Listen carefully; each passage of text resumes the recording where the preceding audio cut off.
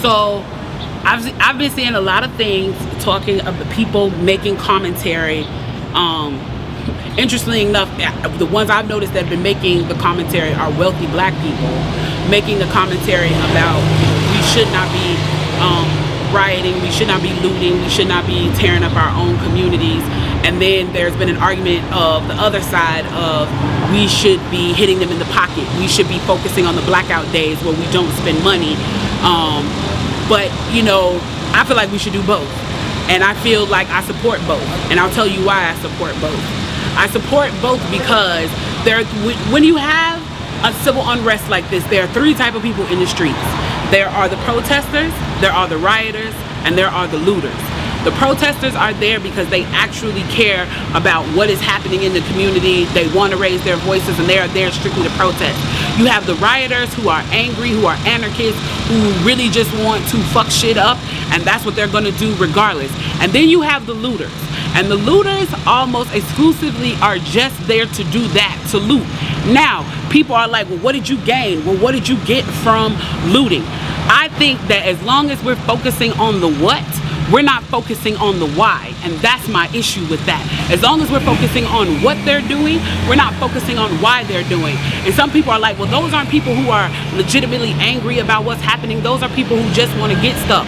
Okay, well then, let's go with that. Let's say that's what it is. Let's ask ourselves why in this country in 2020, the financial gap between poor blacks and the rest of the world is at such a distance that people feel like their only hope and only opportunity to get some of the things that we flaunt and flash in front of them all the time is to walk through a broken glass window and get it. That they are so hopeless that getting that necklace, getting that TV, getting that change, getting that bed, getting that phone, whatever it is that they're gonna get, is that in that moment when the riots happen and if they present an opportunity of looting, that's their only opportunity to get it.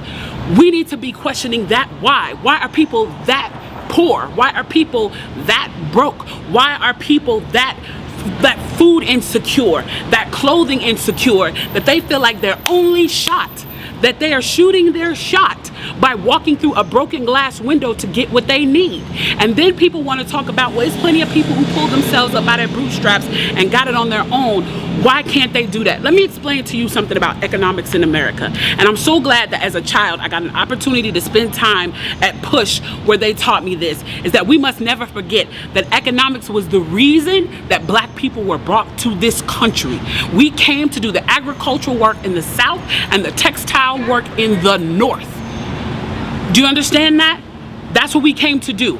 We came to do the agricultural work in the South and the textile work in the North. Now, if I right now decided that I wanted to play Monopoly with you, and for 400 rounds of playing Monopoly, I didn't allow you to have any money, I didn't allow you to have anything on the board, I didn't allow for you to have anything, and then we played another 50 rounds of Monopoly, and everything that you gained and you earned while you were playing that round of Monopoly was taken from you. That was Tulsa, that was Rosewood. Those are places where we built black economic wealth, where we were self-sufficient, where we owned our stores, where we owned our property, and they burned them to the ground.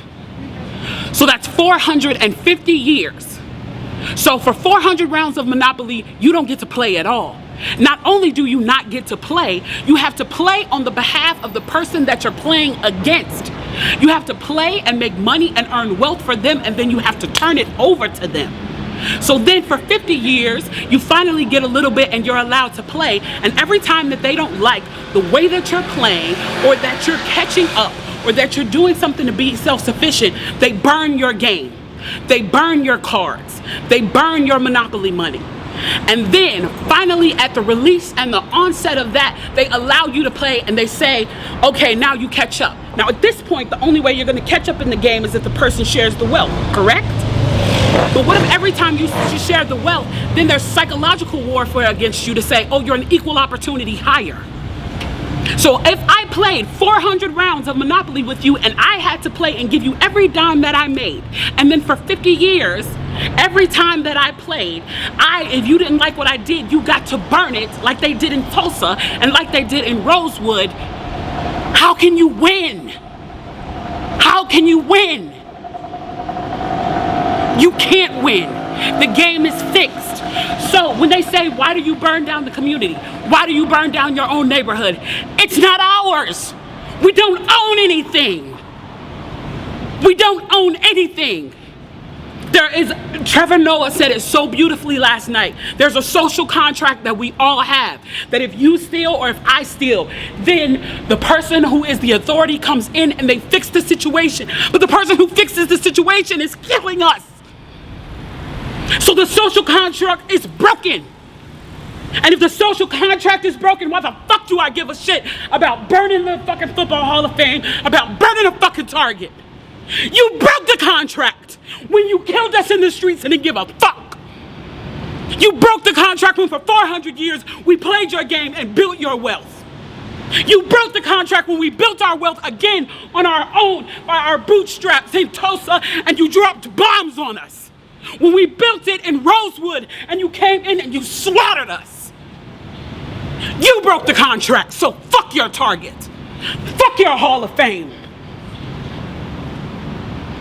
As far as I'm concerned, they could burn this bitch to the ground. And it still wouldn't be enough. And they are lucky that what black people are looking for is equality and not revenge.